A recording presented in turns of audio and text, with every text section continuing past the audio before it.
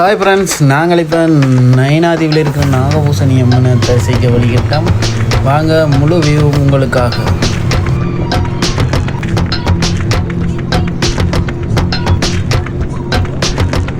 Bus பயணம் வந்தாலே கரைச்சல் தான், சரியான க்ரௌட் தான். நாங்கள் போகும்போது பார்ப்போம் என்ன டைம் போய் சேரோம்.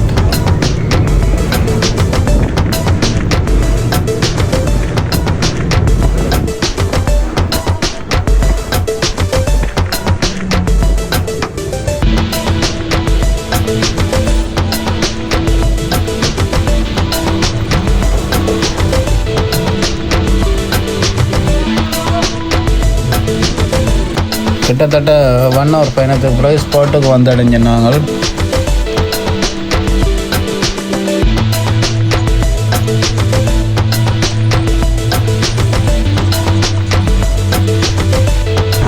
ஃப்ரெண்ட்ஸ், நாங்கள் இப்போ நயனாதீவு கோயிலுக்கு வந்துட்டோம். இந்த கோயிலுக்கு போகிறோம், அந்த படகுல கோயிலுக்கு போகிறோம். அதான் உங்களுக்கு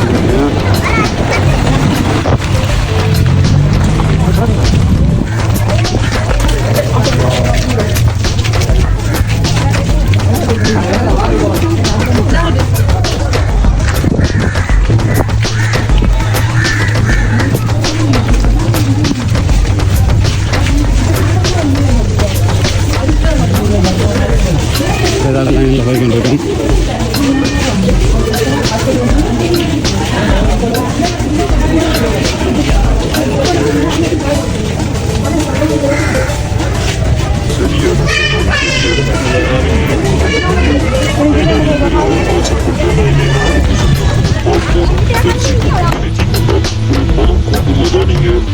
பைக்கில் வந்தா நல்ல பண்ணி நினைக்கிறேன்.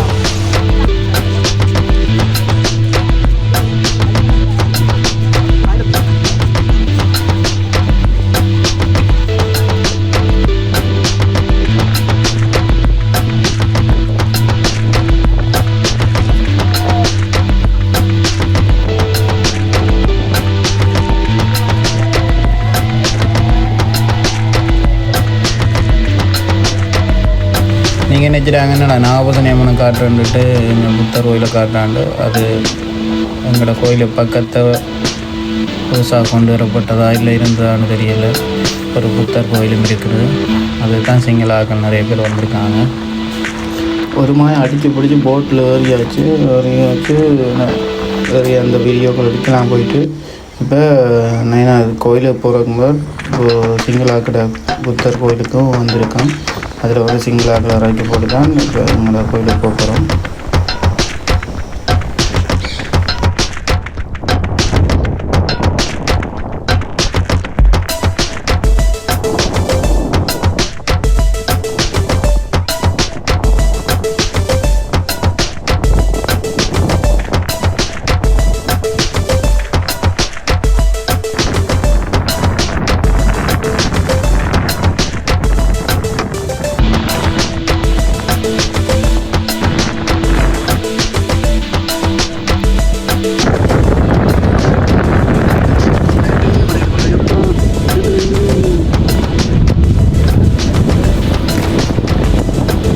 பயத்தில் சக்தி கொண்டு உள்ளே இருந்தேன் நான் போட்டுக்குள்ளே.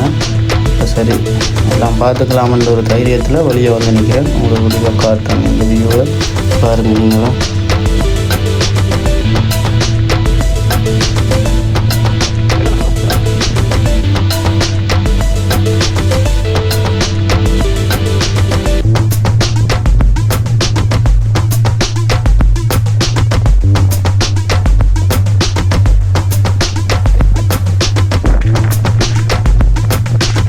தெரியுது ஃப்ரெண்ட்ஸ், அம்மாவின் தரிசனத்துக்காக வலிக்கிட்டு நாங்கள் ஒரு 5 நிமிஷத்தில் கோயிலுக்கு போயிடுவோம். பாருங்கள்,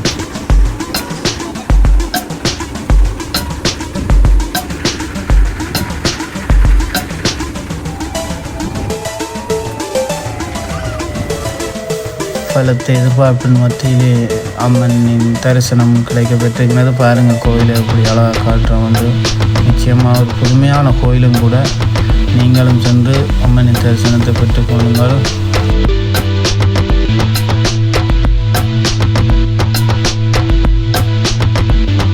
அம்மாளாச்சியை பார்த்தாச்சு. அடுத்து என்ன, சோறு தான். பாபம். விமாலாட்சி இந்த அன்னதான மண்டபம் சிறப்பாக இருக்கிறது.